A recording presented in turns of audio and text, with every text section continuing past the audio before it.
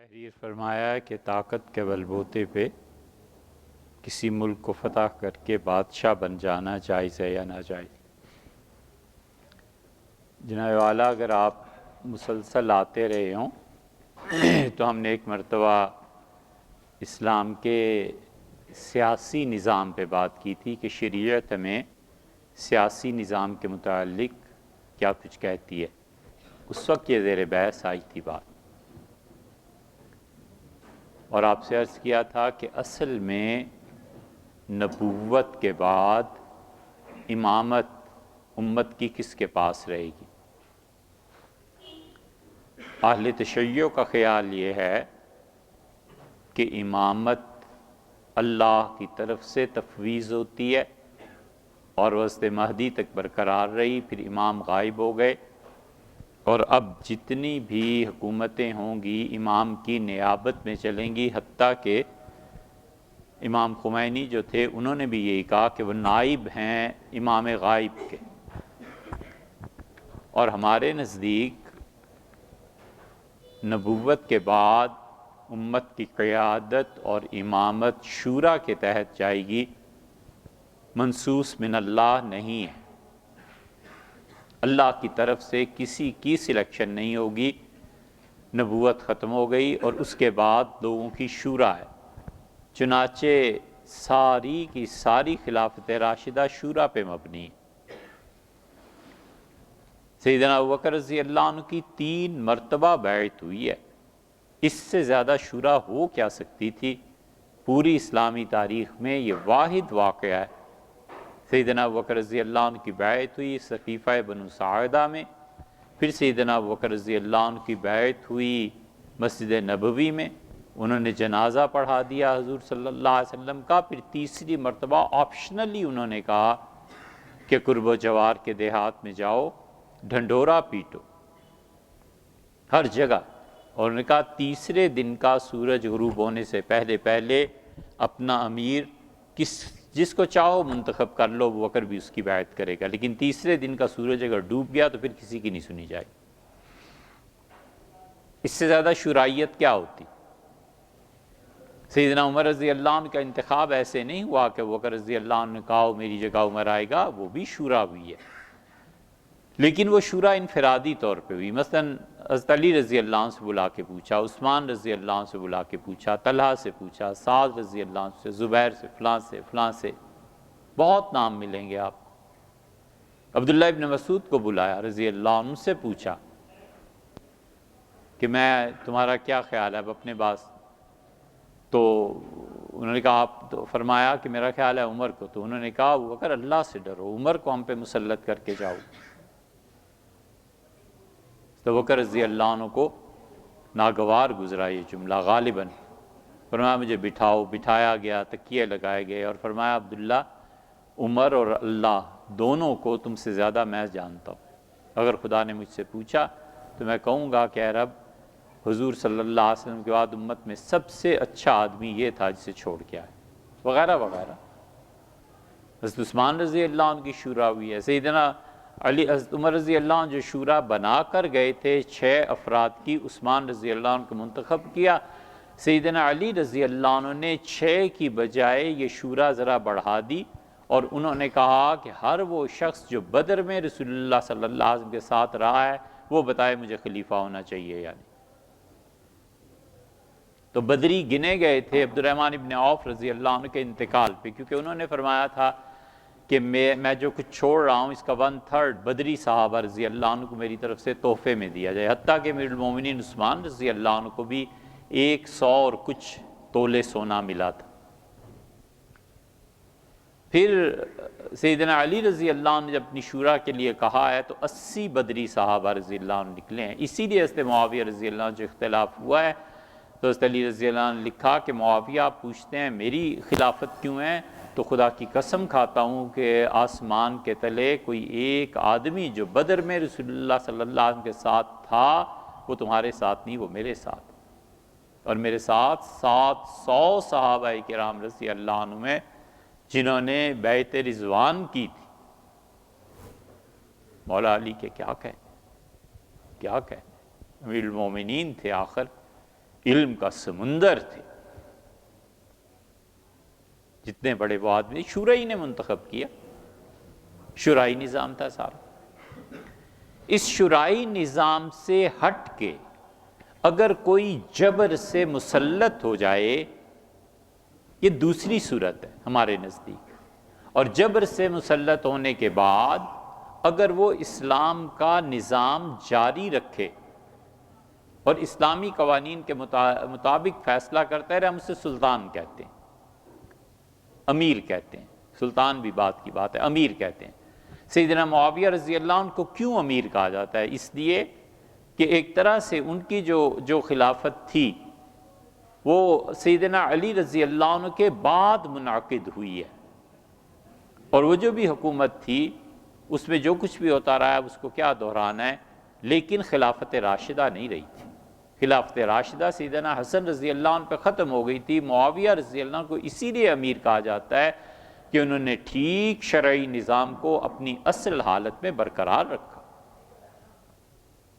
ایک چیز جو انہوں نے یزید کے متعلق کی ہے وہ اس لیے کہ اگر حضرت معاویہ رضی اللہ عنہ یزید کے متعلق یہ فیصلہ نہ فرماتے تو اس وقت پوری امت میں بنو امیہ حکمران تھے، اور بنو امیہ کسی صورت کسی آدمی پر راضی نہ ہوتے، ٹکڑے ٹکڑے ہو جاتا اور لڑائیاں ہوتی شدید۔ بنو امیہ کو اتنا اوپر لایا کون؟ بنو امیہ میں صلاحیتیں تھیں بھئی، اس کا کیا؟ بنو ہاشم، سیدنا علی رضی اللہ عنہ کا خاندان، اولاد، عبادت، علم، ان کے کمال تک کوئی نہیں پہنچتا تھا۔ کمال کا علم تھا، کمال کی عبادت تھی۔ ایسے ہی تو نہیں زین العابدین کو سید الساجدین کہا جاتا ہے رضی اللہ عنہ۔ 25 حج مدینہ منورہ سے پیدل مکہ مکرمہ آئے، یہ کوئی تھوڑی سی عبادت ہے۔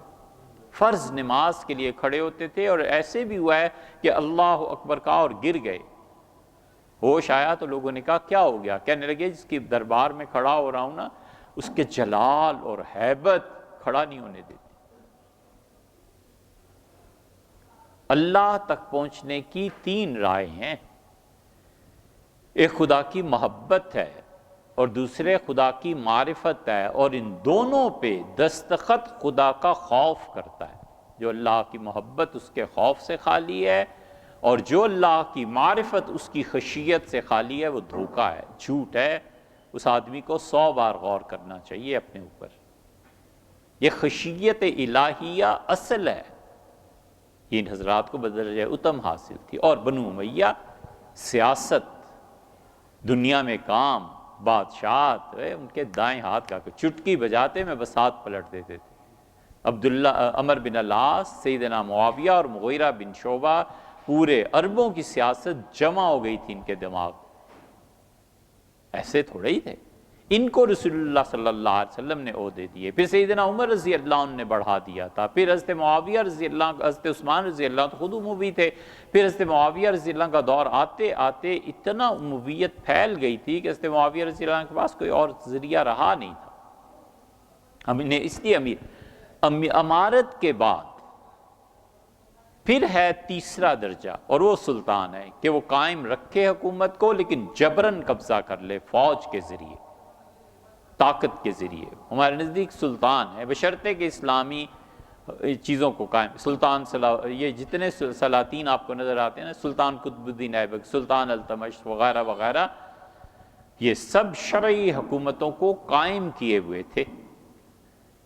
آپ کو اگر پڑھنا ہو ہندوستان میں اس شرعی حکومت کا کیا فیصلہ تھا، تو ہندوستان کے وہ پارلیمنٹیرین ہے نا ہندو، کیا نام ہے، شرشی ہیں، اس نے کتاب لکھی ہے، وہ پڑھو، کمال کی کتاب لکھی ہے ہندو لیکن کمال کی، اس نے لکھا ہے کہ مسلمانوں نے اتنا اچھا طرز حکومت ہندوستان میں قائم کیا تھا کہ جی ڈی پی ہندوستان کا 23% تھا مسلمانوں کے دور میں، اور یہ گورے جب یہاں سے چھوڑ کر گئے ہیں تو 4% پہ انڈیا آ گیا تھا۔ 23% سے گھٹاتے گھٹاتے گھٹاتے انگریزوں نے تو تباہی مچا دی۔ اسی لیے تو غالب اپنے خطوط میں لکھتا ہے نا، غالب بے مثال تشبیہ دی ہے، اگر یہ سمجھ میں آئے۔ غالب کی مفہوم یہ ہے اس کا، غالب کہتے ہیں کہ شہر میں ایک بندر آ گیا ہے، ہاتھی اور شیر جیسی طاقت ہے، لوگوں کے مکان ڈھاتا پھرتا ہے اور معصوم لوگوں کو قتل کرتا ہے۔ یہ غالب نے لکھا ہے، اسی لیے کہ جی ڈی پی بہت گر گیا تھا، یہاں 4% پہ چھوڑ کر گئے۔ تب سنبھلتے ہوئے پاکستان کے جی ڈی پی کو روتے ہیں، ان کو نہیں روتے جو 23% سے 4 پہ لے آئے۔ تو سندھو نے بڑی اچھی کتاب لکھی، اسے سننا بھی چاہیے، اسے پڑھنا بھی چاہیے، اگر آپ پالیٹکس کے طالب علم ہیں۔ پالیٹکس نہیں ہے چھوڑ دیجیے۔ تیسرا درجہ، سب سے پہلے خلافت راشدہ، نبوت، خلافت، اور اس کے بعد امارت، اور اس کے بعد سلطان، اور سلطان کے بعد پھر بادشاہ ہوتا ہے، وہ جو قوانین کو بدل دے۔ بادشاہ وہ ہے جو شرعی قوانین کو بھی نہ رہنے دے۔ امام ابو حنیفہ رحمۃ اللہ علیہ بایمانہ بادشاہت کو ناجائز قرار دیتے تھے، لیکن باپ کے بعد اگر بیٹا حکمران بن جائے، شریعت میں عمومی مزاج یہ نہیں ہے کہ بنے، لیکن اگر بن جائے اور صحیح آدمی ہو تو ہمیں اعتراض کی ضرورت کیا ہے؟ سیدنا علی رضی اللہ عنہ سے نہیں پوچھا تھا لوگوں نے کہ آپ کے بعد تو حسن کو بنا دیں، ان کا بناؤ تمہاری مرضی، نہ بناؤ تمہاری مرضی۔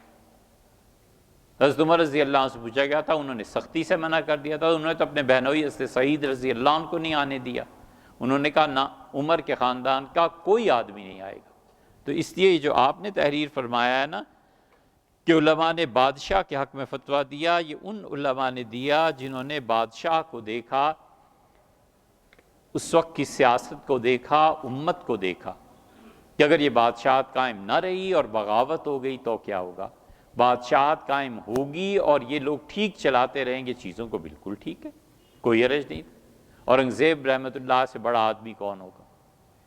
آپ کو معلوم ہے اورنگزیب نماز کے بعد ایک دن روئے بہت زیادہ، ان کی ہتھیلیاں تر ہو گئی آنسوؤں سے۔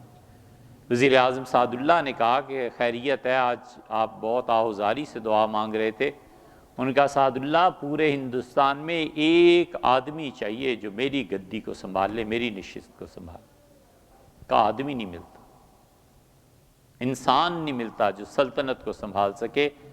اور پھر انہوں نے فیصلہ کیا کہ میں اپنے بیٹوں کو 4 حصوں میں انہوں نے تقسیم کر دیا پورے ہندوستان کو۔ انہوں نے کہا بچوں لڑنا نہیں، اور چاروں اپنی اپنی سلطنتیں سنبھالو اور حکومتیں کرو، تم چاروں شہزادے۔ آدمی کہاں ہے اس وقت؟ اللہ اور اس کے رسول صلی اللہ علیہ وسلم کی خوشی کا سب سے بڑا کام وہ شخص کر سکتا ہے جو مردم سازی کرے، آدمی بنائے، انسان بنائے۔ انسان نہیں رہے، آدمی نہیں رہے۔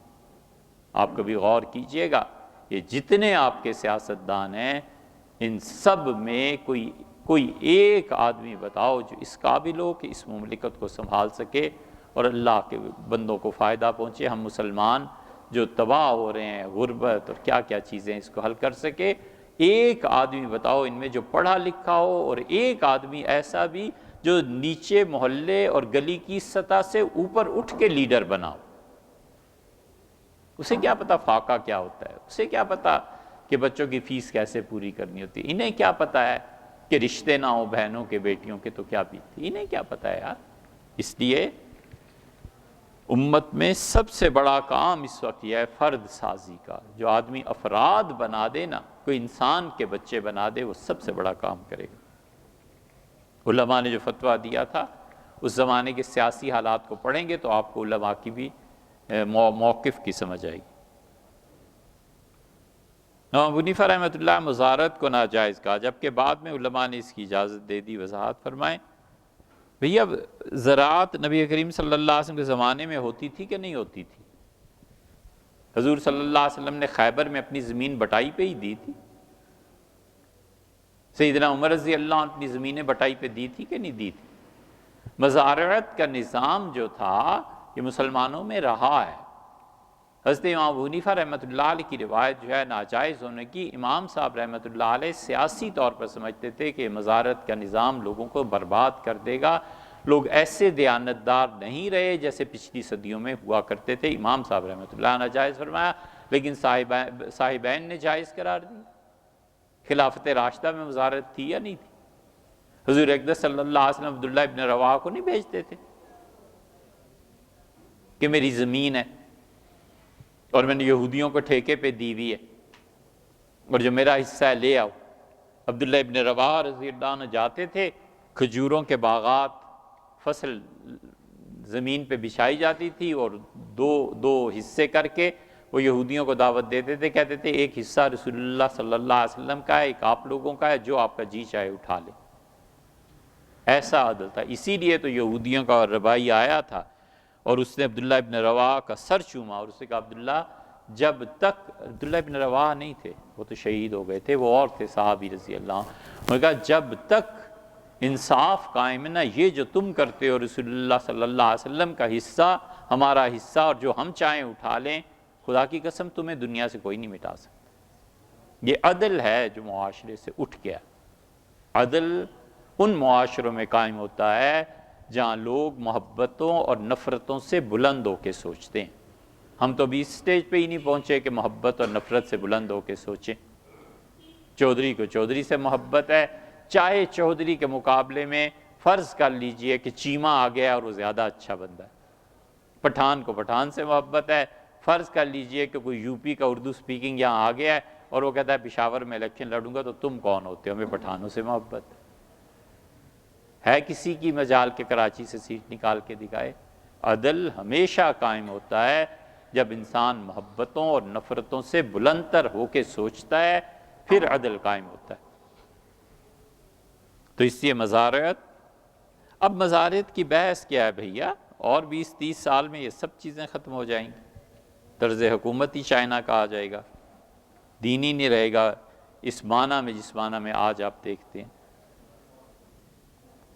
کیا عمر بن عبدالعزیز رحمۃ اللہ علیہ کو مجدد کہہ سکتے ہیں؟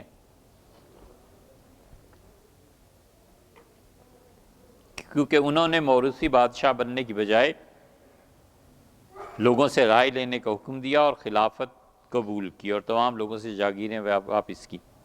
بالکل صحیح ہے۔ دیکھیے مجدد کون ہوتا ہے اس کا فیصلہ کون کر سکتا ہے؟ اجتہادی چیز ہے۔ بہت سے لوگوں نے، بلکہ امت کی اکثریت نے عمر بن عبدالعزیز رحمۃ اللہ علیہ ہی کو مجدد مانا ہے۔ وہ کہتے ہیں کہ سیدنا علی رضی اللہ عنہ کے بعد، حضرت معاویہ رضی اللہ عنہ کے بعد اگر کسی نے دوبارہ سے تجدید کر دی تھی نظام خلافت کی تو عمر بن عبدالعزیز رحمۃ اللہ علیہ۔ عمر بن عبدالعزیز رحمۃ اللہ کے مجدد ہونے کے بڑے شواہد ہیں۔ بہت سے آپ اگر مانتے ہیں ضرور مانیے، بالکل ٹھیک ہے۔ اگر آپ نے ہماری رائے پوچھی ہے تو اس سے مختلف ہے۔ عمر بن عبدالعزیز رحمۃ اللہ علیہ نے 2 کام ایسے کیے ہیں جو بلا شبہ انہیں مجدد کے مقام پر فائز کرتے ہیں۔ ایک انہوں نے سب سے بڑا کام یہ کیا کہ انہوں نے رسول اللہ صلی اللہ علیہ وسلم کی احادیث کو جمع کیا۔ عمر بن عبدالعزیز رحمۃ اللہ علیہ کمال کی بات، انہوں نے ایک چھوٹا سا خط لکھا ہے اور انہوں نے لکھا ہے کہ صحابہ کرام رضی اللہ عنہ کا انتقال ہوتا جا رہا ہے، یہ دنیا سے اٹھتے چلے جا رہے ہیں، رسول اللہ صلی اللہ علیہ وسلم کی باتیں محفوظ رکھنے والے کم ہو گئے ہیں، لکھو اور میرے پاس بھیجو۔ عمر بن عبدالعزیز رحمۃ اللہ علیہ نے حدیث لکھوائی اور زہری کہتے ہیں کہ ہم نے دفتر کے دفتر کاپیز رجسٹرز پورے لکھ کے عمر بن عبدالعزیز کو دیے کہ رسول اللہ صلی اللہ علیہ وسلم نے یہ فرمایا، یہ فرمایا، یہ فرمایا۔ یہ کمال ہے عمر بن عبدالعزیز رحمۃ اللہ علیہ کا۔ اگر وہ یہ کام نہ کرتے تو حدیث اس شکل میں ہمارے پاس نہ پہنچتی۔ اللہ کے معاملے اور ہیں، لیکن عالم اسباب میں عمر بن عبدالعزیز رحمۃ اللہ علیہ کا یہ کارنامہ مجدد ہونے سے کم نہیں۔ ایک انہوں نے یہ کیا اور ایک جو آپ نے لکھا ہے کہ انہوں نے بنو امیہ کی شدید گرفت کی اور انہوں نے زمینیں، جائیداد، سونا، چاندی سب نکلوایا اور بیت المال میں داخل کرایا۔ ان کے یہ سب فراڈ ہے۔ اور پہلے دن وہ بیٹھ گئے ممبر پر کینچی لے کے، اور کینچی لے کے وہ کاٹتے رہے۔ وہ کہنے لگا شاہی حکم نامہ یہ بھی ختم، یہ بھی ختم، یہ بھی ختم، یہ بھی ختم۔ یہ سیدنا عمر رضی اللہ عنہ کا خون تھا۔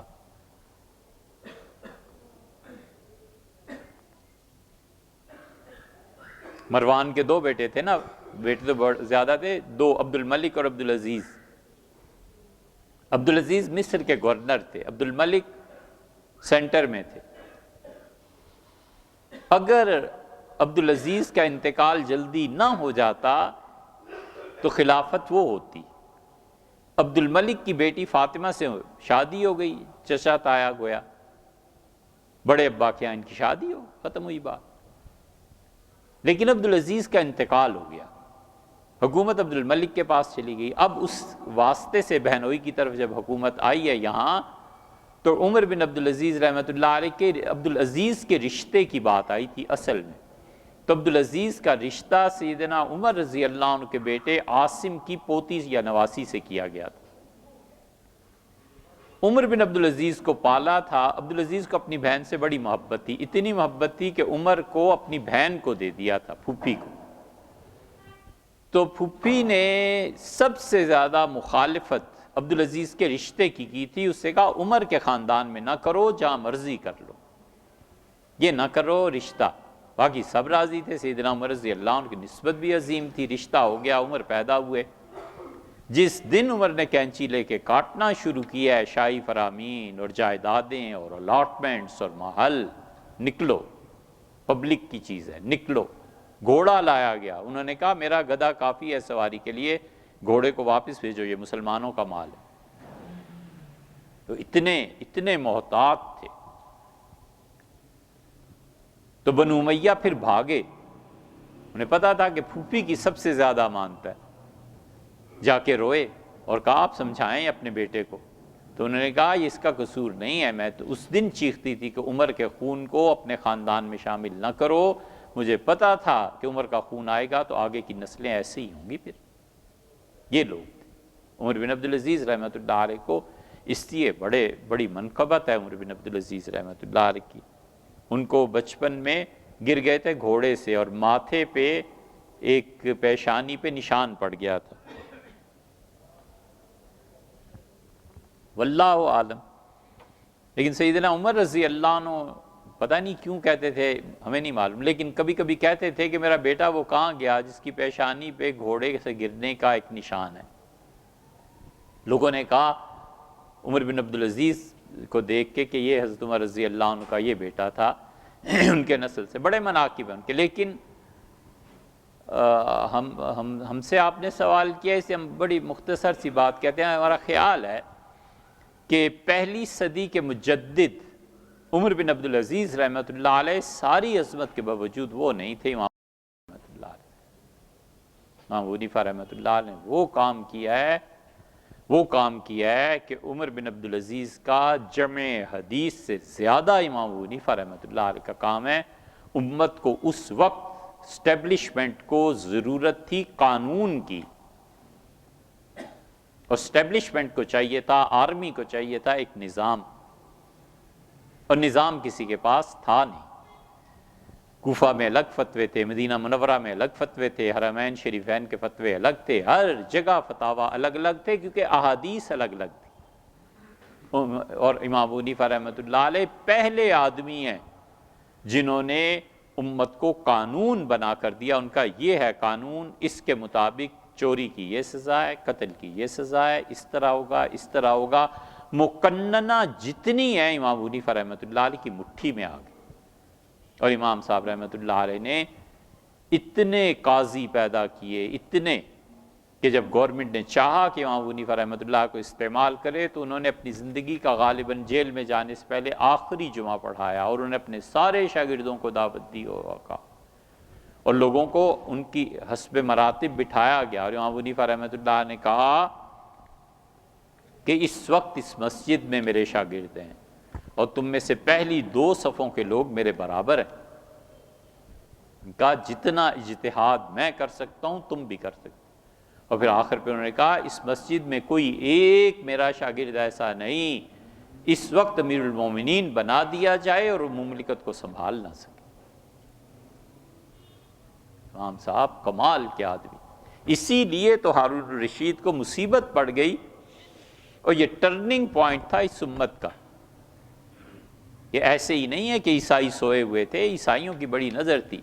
شاہ روم نے ان سارے حالات کو دیکھ لیا تھا، وہ سمجھ گیا تھا کہ مسلمانوں کے پاس تو کوئی ایسا جامع قانون ہی نہیں ہے کہ پوری مملکت میں چل سکے،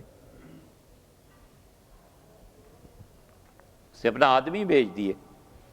اس نے کہا ہمارے یہاں عیسائیت کے قوانین ہزاروں سال سے چل رہے ہیں، آپ چاہیں تو میں مقننہ کے افراد آپ کے پاس بھیجوں، اور آپ کی اتنی بڑی امپائر ہے، آپ ہمارے انگلش کا جو قانون ہے اسے نافذ کر دیں، انگلش لا اب کے مطابق زبان۔ ہارون رشید پریشان تھا، جب ٹیکہ ادھر سے ملا تو اس نے سوچا، پھر اس نے بلایا اپنے شورا کو اور اس سے کہا یہ ہے، تو کسی نے کہا اس سے، کسی نے کیا کہا، امام ابو حنیفہ رحمۃ اللہ کے شاگرد نے کہا، اس نے کہا آپ کمال ہے، ادھر جاتے ہیں اور ابو حنیفہ نے جو کام کیا ہوا ہے اس کو کیوں نہیں دیکھتے۔ امام ابو حنیفہ رحمۃ اللہ کے شاگرد بلائے گئے، قانون کو سمجھا گیا، ساری چیزیں، امام ابو حنیفہ رحمۃ اللہ علیہ نے اس ٹرننگ پوائنٹ پہ امت کو سنبھال لیا۔ نبی کریم صلی اللہ علیہ وسلم جو چاہتے تھے قانون کی تنفیذ، یہ تین آدمیوں کے دماغ قانون کے اعتبار سے، مرتبے کے اعتبار سے نہیں، تین دماغ یہ ایک ہی جیسے تھے قانون کے۔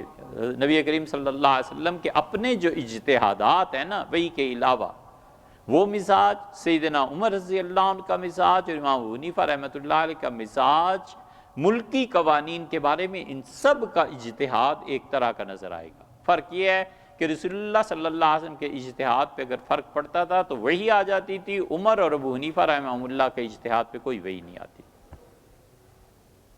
یا یہ فرق ہے کہ عمر رضی اللہ عنہ کو رسول اللہ صلی اللہ علیہ وسلم کی دعائیں حاصل تھیں، امام صاحب رحمۃ اللہ علیہ کے متعلق رسول اللہ صلی اللہ علیہ وسلم نے بشارت دی تھی، پیشن گوئی فرمائی تھی کہ میرے بعد ایک آدمی ایسا آئے گا کہ اگر یہ علم سریہ ستارے پر بھی پہنچ گیا نا، فرمایا وہاں سے بھی نیچے لے آئے گا۔ اس میں ہمارا خیال ہے کہ پہلی صدی ہجری کی تجدید کا منصب امام ابو حنیفہ رحمۃ اللہ علیہ پہ ہے۔ خدا کرے اتنی مہلت ملے کہ ہم اسے لکھیں۔ یہ اگر غلط بھی ہے نا تو اس میں کوئی جھگڑے کی بات نہیں، نہ ہم نے کسی کی یہ رائے پڑھی ہے، نہ کسی نے ہمیں بتایا ہے، اور اپنی ذاتی رائے کسی کو نہیں قبول تو نہ سی، اس میں کیا ایسی بات۔ اہل و عیال سے محبت کس درجے میں جائز ہے؟ اگر محبت حقیقی میں کمی واقع ہو جائے تو کیا کرنا چاہیے؟ کسی بھی شخص کی محبت اللہ کے اور بندے کے درمیان جب حجاب بن جائے نا تو وہ حرام ہے۔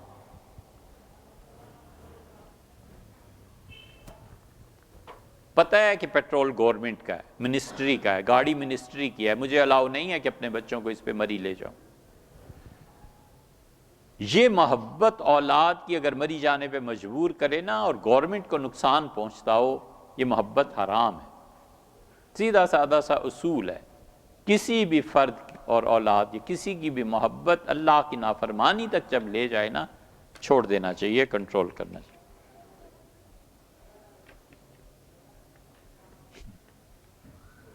ابن عربی رحمۃ اللہ علیہ کی ذاتی واقعہ معراج کو تنقیدی نگاہ سے دیکھا جائے تو اس میں کتنی حقیقت معلوم ہوتی ہے۔ اس واقعے میں مختلف آسمانوں پر جو گفتگو ہوئی اور واقعات پیش آئے، ان کی تفصیلات کہاں سے مل سکتی ہیں؟ بھیا بالکل ٹھیک ہے، ضرور اسے تنقیدی نظر سے دیکھیے، لیکن تنقید کے لیے علم چاہیے۔ تنقید ایسے ہی نہیں ہو سکتی۔ تنقید کے لیے یہ ضروری ہے نا کہ آپ کو دوسرے کا موقف پوری طرح پتہ ہو کہ میں کس چیز کو نقد کر رہا ہوں۔ تنقید اور تنقیس میں بھی فرق پتہ ہو۔ جس شخص کو تنقید اور تنقیس کا فرق نہیں پتہ، حرام ہے وہ اس کے لیے زبان کھولنا، حرام ہے، کبیرہ گناہ۔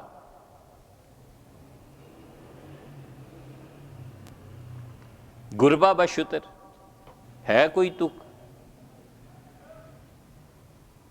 اونٹ کا موازنہ بلی سے کرے آدمی، کوئی تک بنتی ہے؟ بلی آخر بلی ہے اور اونٹ آخر اونٹ ہے۔ اس لیے تنقید میں ہمیشہ علم چاہیے۔ ابن عربی رحمۃ اللہ علیہ پہ تنقید بسم اللہ 100 مرتبہ، لیکن ابن عربی کو پڑھیے، ابن عربی کو پڑھیے۔ یہ معراج کے واقعات جو ہیں نا، ابن عربی کے آپ کو اگر تو دیکھتے ہیں آپ نے ڈیٹیل سے تو فتوحات مکیہ پڑھیے، ابن عربی نے جہاں اپنے اسفار کا ذکر کیا رحمہ اللہ ان کو پڑھیے، اور اگر آپ کو دیکھنا ہے اس سے اجمال سے تو الاصلاح والخیال یہ ایک کتاب لکھی ہے، شیخ الازہر تھے فوزی، ان کو پڑھیے۔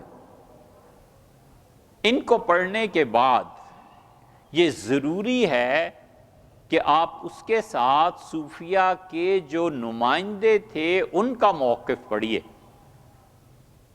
یہ تصوف تھوڑا ہی ہے، یہ قبر پرستی اور پھول چڑھانا اور چادریں چڑھانا، یہ تصوف تھوڑا ہی ہے۔ تصوف کی بات کریں جب ان کا کوئی نمائندہ بات کرے۔ گھر میں ایک بچے نے کہہ دیا کہ یہ چیز دے آئیے، اب وہ اٹھائے چلے آ رہے ہیں، کوئی بھی ایسے نہیں کرتا، کہتا یار والد سے بات کراؤ، بڑے بھائی سے بات کراؤ، کوئی معتبر آدمی ہو۔ ہمیشہ کسی بھی مکتبہ فکر کے جو معتبر آدمی بات کرتے ہیں، بات اس پہ ہوتی ہے، بچوں پہ بات تھوڑے ہی ہوتی ہے۔ کیا پارا کے سامنے ایک مزار ہے، انہوں نے یہ لا حول ولا قوت الا باللہ۔ سید الطائفہ جنید بغدادی کا موقف بیان کیجئے، ابن عربی کا کیجئے، رومی کا کیجئے، یہ ہے نا نمائندے۔ ان نمائندوں کو پڑھا ہوا ہونا چاہیے۔ جو کچھ ابن عربی رحمۃ اللہ علیہ نے فتوحات مکیہ میں عربی میں لکھا ہے اور اپنا موقف بیان کیا ہے، ٹھیک وہ موقف فارسی زبان میں شاعری کی صورت میں مولانا روم نے بیان کر دیا۔ مولانا روم کو پڑھیے۔ جب آپ مولانا روم کو پڑھ لیں، مثنوی پڑھ لیں اور سمجھ بھی لیں، اور جب آپ ابن عربی کو بھی پڑھ لیں اور سید الطائفہ جنید بغدادی رحمۃ اللہ علیہ کو پڑھ لیں، پھر اس کے بعد بسم اللہ شوق سے تنقید کیجئے۔ کس نے روکا ہے؟ کوئی تنقید سے نہیں روکتا، کوئی اختلاف سے نہیں روکتا، لیکن مجھے کوئی حق نہیں پہنچتا کہ ایک بچہ جو ڈاکٹریٹ امریکہ سے کر کے آیا ہے، دنیا کی بہترین یونیورسٹیز سے پڑھا ہے اس نے، اور میں بالکل ایک جاہل سا مولوی سادہ، اور میں کہوں صاحب اس میں یہ نہیں، یہ دوائی لکھیے، یہ زیادہ کینسر میں کام اچھی آتی ہے۔ ہنسے گئے کہ نہیں، لوگ کہیں گے مولوی صاحب تمہیں کیا پتہ، تمہیں تو یہ بھی نہیں پتا کینسر ہوتا کیا ہے، تمہیں کون بتائے؟ تو اس لیے تنقید کا حق، تنقید اور تنقیص میں فرق ہے۔ نقد کہتے ہیں پرکھنے کو۔ یہ حضور صلی اللہ علیہ وسلم نے ثم نقد، پھر یوں چل پڑا۔ پرانے زمانے میں سکہ رکھتے تھے انگوٹھے کے ناخن پہ اور ایسے اچھالتے تھے صراف میں، صرافہ بازار جو ہے، کھنک بتاتی تھی سونا اصل ہے یا نقل ہے، کھنک بتاتی تھی چاندی میں کتنی کھوٹ ملی ہے۔ یہ تھا نقد۔ سونا کھرا ہوتا تھا، تعریف کرتے تھے، سونے میں ملاوٹ ہوتی تھی، بتا دیتے تھے اتنی ملاوٹ ہے۔ تنقیص دوسرے میں عیب نکالنا، برا بھلا کہنا غلط بات ہے، حرام ہے۔ کسی کے لیے جائے تنقید کیجئے کہ یہ ابن عربی رحمۃ اللہ یہ جو موقف لکھا ہے یہ بالکل ٹھیک ہے، یہ جو لکھا ہے یہ صحیح نہیں۔ ابن عربی رحمۃ اللہ علیہ کی کیا کہنے یار۔ 2 منٹ اور۔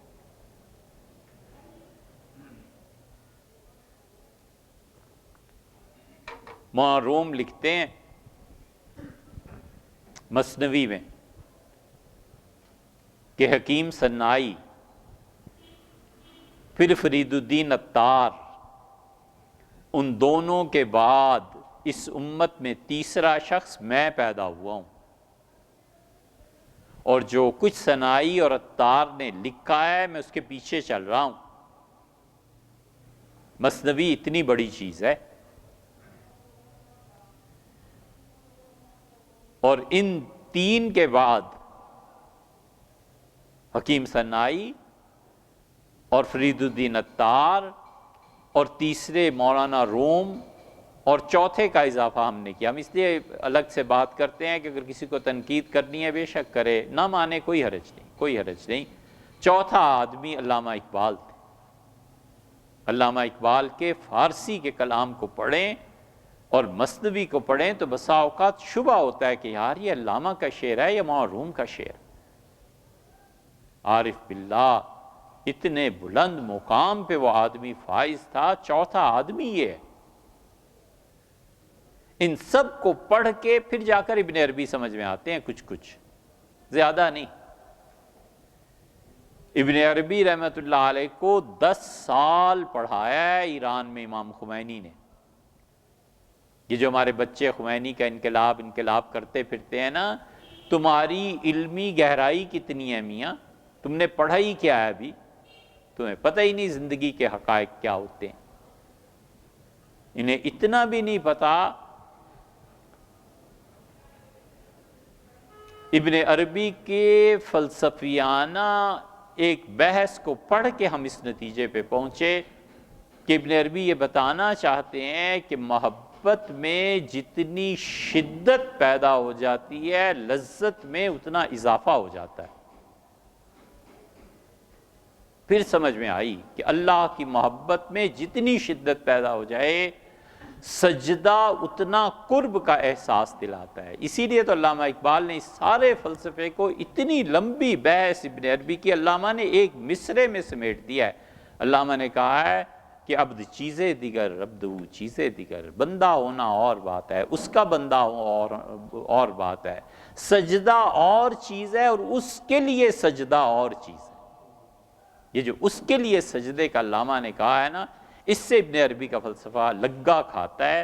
یہ اتنے بڑے لوگ ہیں، یہ شوق سے تنقید کیجئے، کوئی منع نہیں کرتا، ہوتا ہی ہے، امت میں جاری ہے، لیکن تنقید کے لیے خود علم چاہیے کہ آپ جس کو پرکھنے چلے ہیں، آپ خود جوہری ہوں گے تو پرکھیں گے نا۔ آپ کو اگر پتہ ہی نہیں ہے کہ تانبے اور سونے میں فرق کیا ہے تو آپ کیا پرکھیں گے؟